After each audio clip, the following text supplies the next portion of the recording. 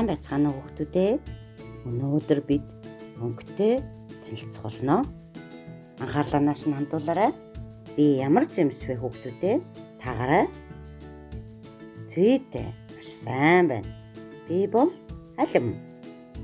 Харин халим ямар өнгөтэй байдаг вэ? Оо, сайн байна.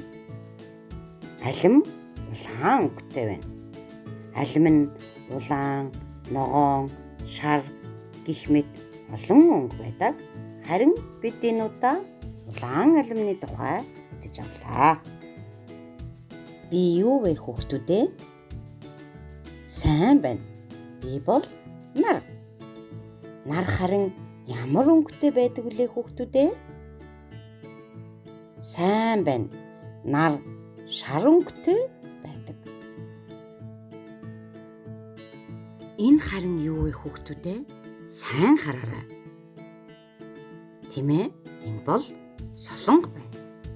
Солонго нь бороо орсны дараа тэнгэрт гардгийг та бүхэн мэдэх байх.